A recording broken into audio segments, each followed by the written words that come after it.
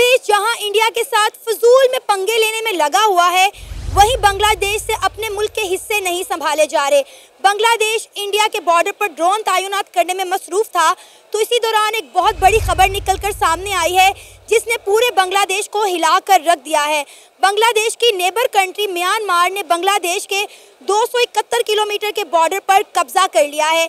जी हां, आप बिल्कुल ठीक सुन रहे हैं। जब बांग्लादेश इंडिया के साथ लड़ने में मसरूफ था, इसी दौरान बांग्लादेश के नेबर कंट्री ने बांग्लादेश की कमजोरी का फायदा उठाते हुए बांग्लादेश के 271 किलोमीटर के इलाके पर कब्जा कर लिया है। इसी मुद्दे पे आज हम बात करेंगे पाकिस्तान के अवाम से, तो ये चलिए हमारे साथ।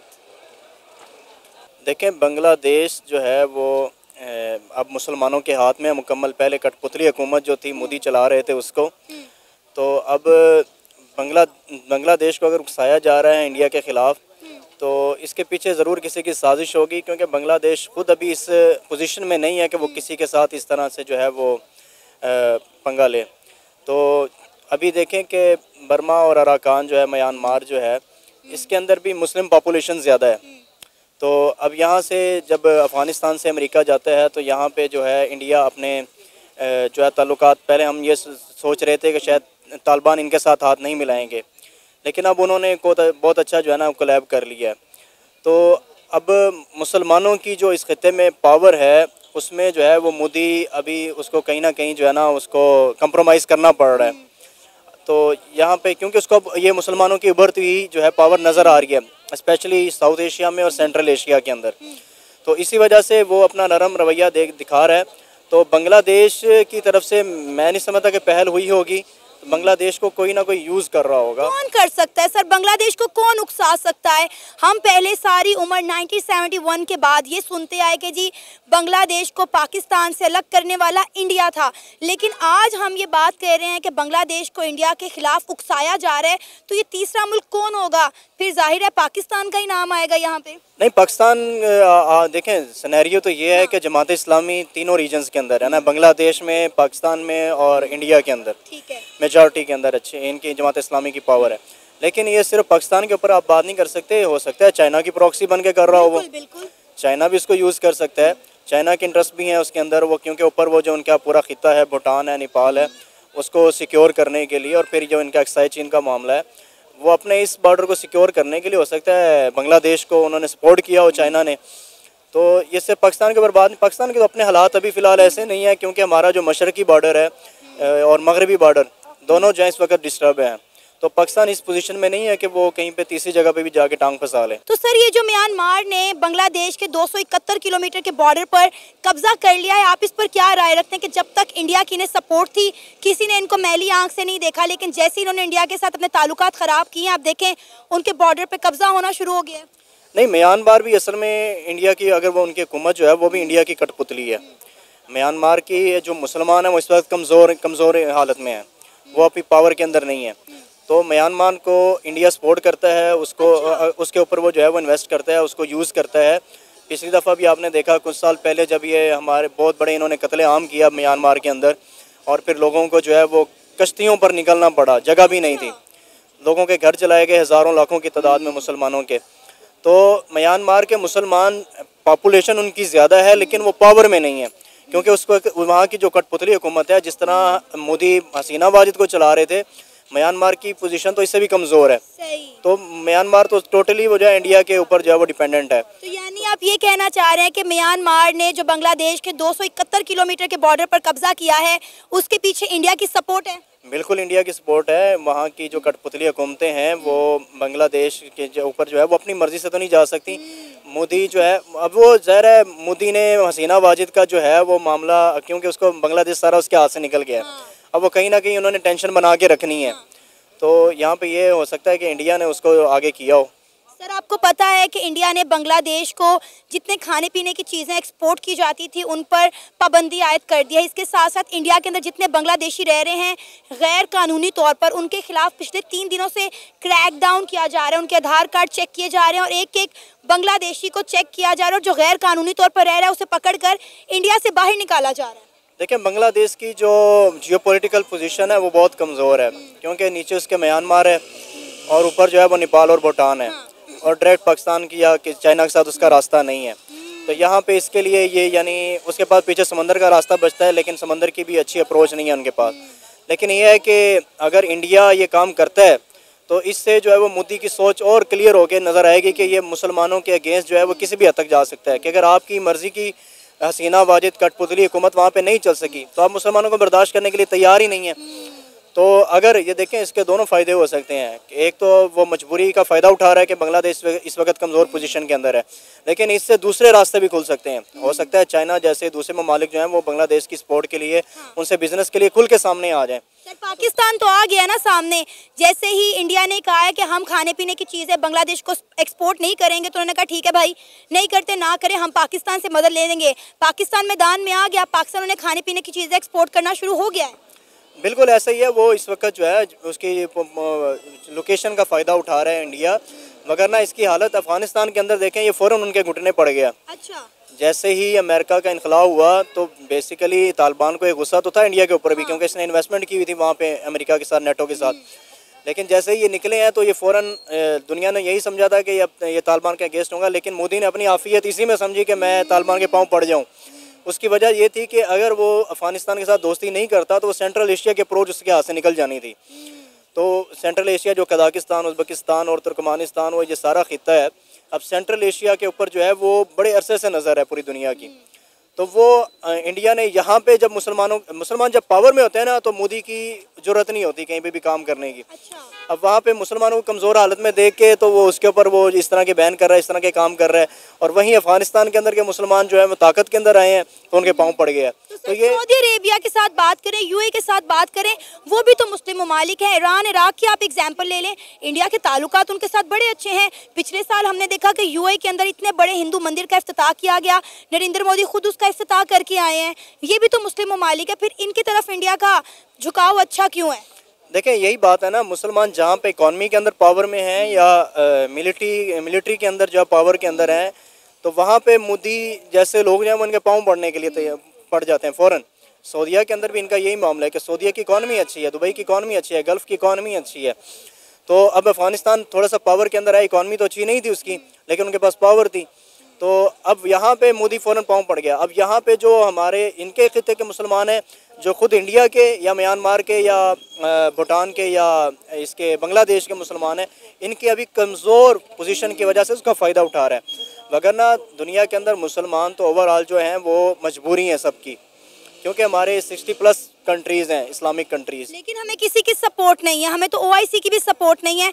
अब आप ये देखें कि बाकी ममालिक में यूनिटी कितनी है और इस्लामी ममालिक में यूनिटी कितनी है, आपके सामने है। ये तो तोड़ा गया ना, ये तो पूरा एक जो ये दुनिया के अंदर ये कॉलोनीज़ का सिस्टम आया है, तब से ये इराक ईरान की वार अरब के अंदर उलझा के रखा इनको। मुसलमानों को एक पूरे प्लान के साथ तोड़ा गया है कि ये कभी भी इकट्ठे ना हो सकें। अभी भी आप देख लें, शाम भी हमारा है, ईरान भी हमारा है, इराक भी हमारा है, लेकिन अब वो उसको ऐसे पेश किया जाता है जैसे ये कोई ऐसे दुश्मन है कि जैसे पता नहीं क्या हो गया। तो अभी शाम का जो मामला है उसके अंदर भी आप देख लें, वो भी हमारे मुसलमान भाई हैं, वो जिनके हाथों में अब आया वो भी मुसलमान भाई हैं। तो ये पूरा एक क्रिएट किया गया, पूरा माहौल बनाया गया। उससे पहले अगर वो सदाम को तोड़ा, उन्होंने गद्दाफ़ी को तोड़ा, और ये सारी जो खित्ते के अंदर डिस्टर्बेंस पैदा की, ये बेसिकली तो इनके इंटरेस्ट जो थे वो सेंट्रल एशिया के अंदर थे कि वो यहाँ के अप्रोच चाहते थे, यहाँ पे आना चाहते थे। लेकिन जब उन्होंने देखा कि हालात वो ये इसी तरीके से वो काम करते हैं कि कठपुतली हुकूमतें बनाएं और दुनिया के ममालिक जो हैं उनके अंदर अपनी मर्ज़ी के हुकूमतें लेकर आएँ जिनसे वो अपनी मर्ज़ी का ऑर्डर जो है वो पूरे करवा सकें। तो मुसलमान जो हैं ओवरऑल किसी खित्ते के अंदर अगर कमज़ोर हैं तो उनको भी ये सोचना चाहिए, और बल्कि ओआईसी जो है हमारी उसको बहुत ज़्यादा मुतहर्रक होना चाहिए कि मुसलमान मुल्कों का एक इत्तेहाद ऐसा बने कि जहाँ पे हम कम अज़ कम अपना ऐसा ब्लॉक बना सकें कि जब हमारे पर मुश्किल वक्त आए तो हमारी तिजारत चल सके, हमारे सियासी मामला जो हैं वो हमारे फ़ॉरेन अफेयर्स जो हैं वो बहुत अच्छे तरीके से चलते रहें। मेरा ख्याल है अगर ये यूनिटी एक बना लेंगे तो पूरी दुनिया की कमज़ोरी बन जाएंगे, क्योंकि हम पूरी दुनिया का सेकंड लार्जेस्ट रिलीजन है वो इस्लाम है, ठीक है, जिसकी 2 अरब से ज़्यादा आबादी है हमारी पूरी दुनिया के अंदर, 60 से ज़्यादा कंट्रीज़ हम रखते हैं। तो ये अगर हम एक पावर बनते हैं तो ये पूरी दुनिया की एक मजबूरी बन जाएगी, और ये मजबूरी अभी भी है। अगर रशिया का इंटरेस्ट है या अमेरिका का इंटरेस्ट है और चाइना का इंटरेस्ट है मुस्लिम कंट्रीज़ के साथ, वो हमारी पॉपुलेशन की वजह से है। अच्छा। तो हमें इस चीज़ को मद्देनज़र रखते हुए हमारे जो हुक्मरान हैं उनको सोचना चाहिए कि हम इसका फ़ायदा उठाएं, 60 मुल्कों का एक ऐसा इत्तेहाद बनाएं जो जब हम इत्तेहाद बनाएंगे तो हम पूरी दुनिया की एक मजबूरी बन जाएंगे। तो ये नहीं होगा कि किसी जगह पे मुसलमान कमज़ोर होगा तो उसके ऊपर कोई भी वो चढ़ दौड़ेगा। सर, आपको लगता है कि इस वक्त बांग्लादेश जो इंडिया को आंखें दिखा रहा है, इंडिया के बॉर्डर पे जो है ड्रोन तैनात कर रहा है, आपको लगता है कि ये इंडिया के साथ जंग लड़ने की कैपेबिलिटी रखता है? देखिए, मुसलमान जो है ना वो जंग जो करता है वो ईमान के ऊपर करता है, असले के ऊपर तो नहीं करता। दूसरी बात यह है कि उसको पूरा हक है अपने दिफा का और अपने सरहदों की हिफाजत का।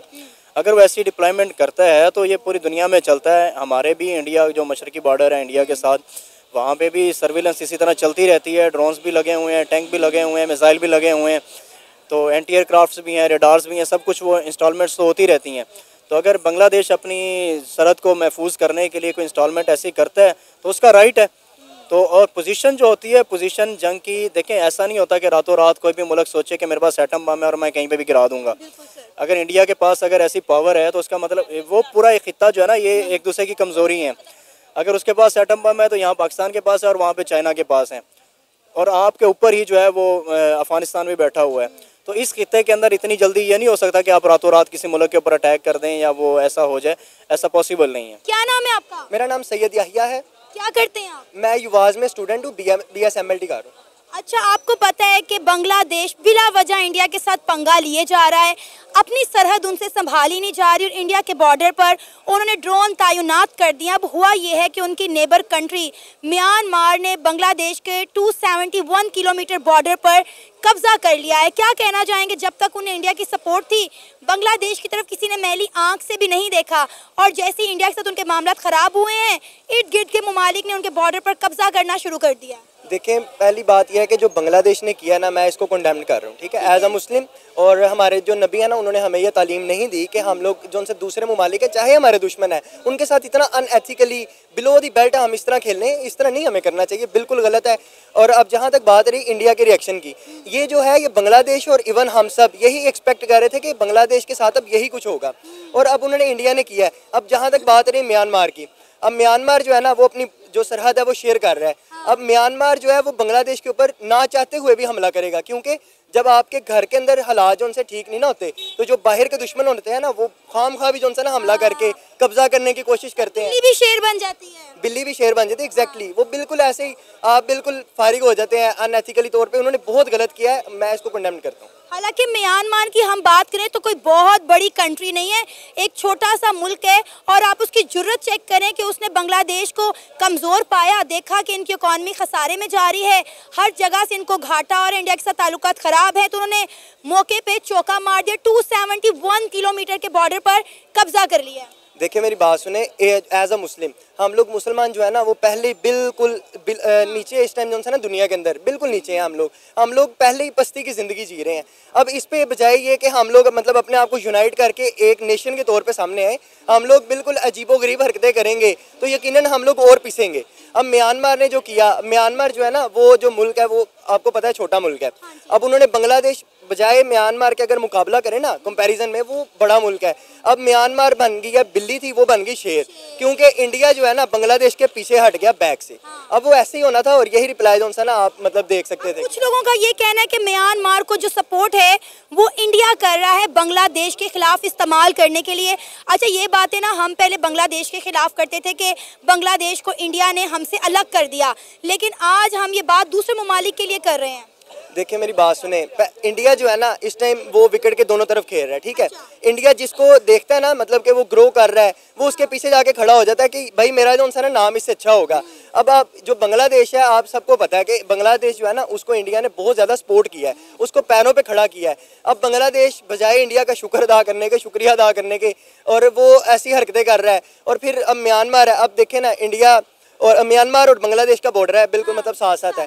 अब बांग्लादेश को जो उनसे सबक सिखाने के लिए इंडिया कुछ ना कुछ तो करेगा। अब वो बिलो द बेल्ट हरकतें करेगा ऐसी, और बैक फुट पे जाके खेलेगा। अब उन्होंने सहारा लिया म्यांमार का, और इस तरह उन्होंने हमला कर दिया बांग्लादेश पे। आपको लगता है कि बांग्लादेश की इतनी अहमियत, इतनी जुर्रत उनमें इतनी है, उनकी औकात है कि वो इंडिया के साथ लड़ सकें? बिल्कुल जी, देखें बांग्लादेश जो है ना, आप अगर मतलब पाकिस्तान के साथ मतलब कंपैरिजन करें ना, आप चले जाए 1970s के अंदर, तो बांग्लादेश मशरिक़ पाकिस्तान वो बिल्कुल एक मतलब बिल्कुल बिलो द लेवल था, मुल्क था, वहाँ पे इतनी तरक्की नहीं थी। अब वो अलहदा हुआ, उन्होंने कहा जी हम खुद कुछ करेंगे।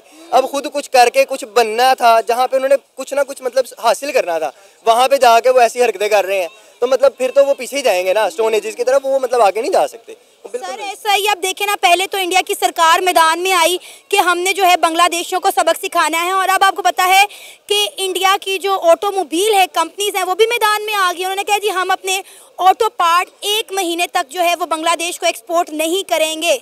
देखें मेरी बात सुने, आप बीइंग ऑटोमोबाइल इंडस्ट्री ना बात देखें, आप ये देखें कि इंडिया वाले जो है ना वो अपनी नेशन से बहुत ज़्यादा मोहब्बत करते हैं, ठीक है।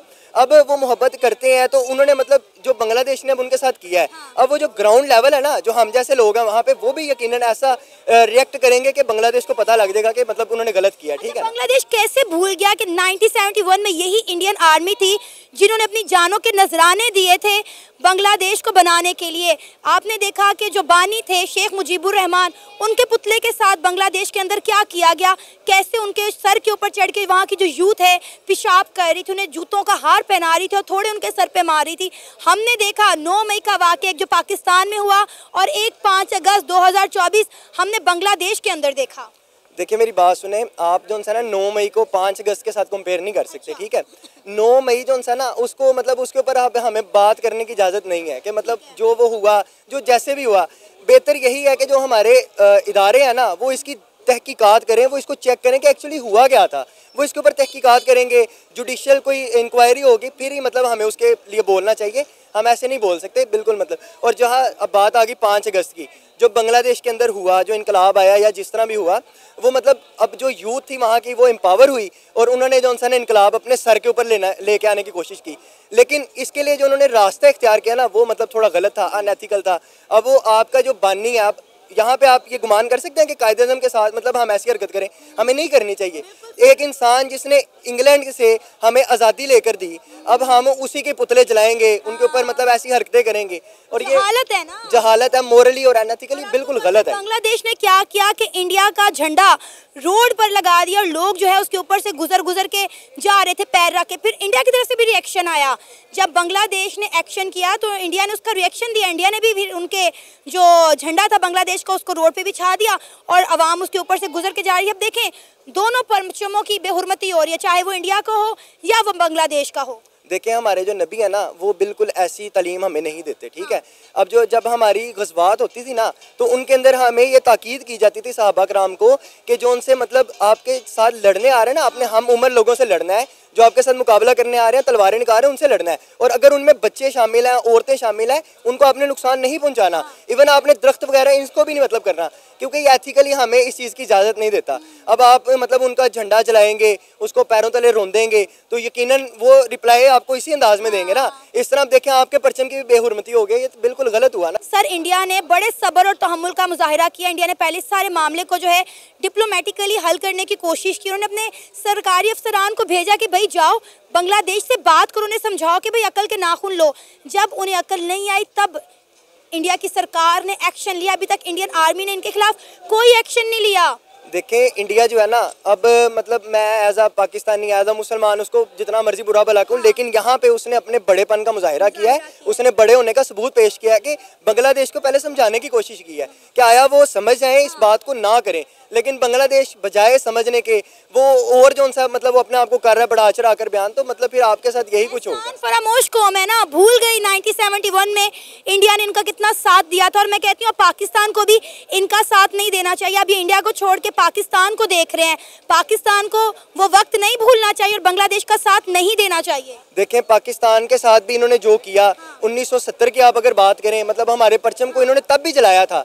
हम तब अगर इस चीज़ को कंडेम कर देते ना तो आज शायद बांग्लादेश को समझ आती कि मैंने ऐसे नहीं करना, ये बिल्कुल गलत है, ठीक है। उन्होंने वहाँ पे आज़ादी हासिल कर ली हमसे, लेकिन वो इस चीज़ को भूल गए कि मतलब कि आगे जाके भी जो है ना उनको फेस करने पड़ सकते हैं ऐसे मसाइल। अब उन्होंने यकीनन वो करेंगे ऐसे face. I would say it's a bullshit decision of Bangladesh.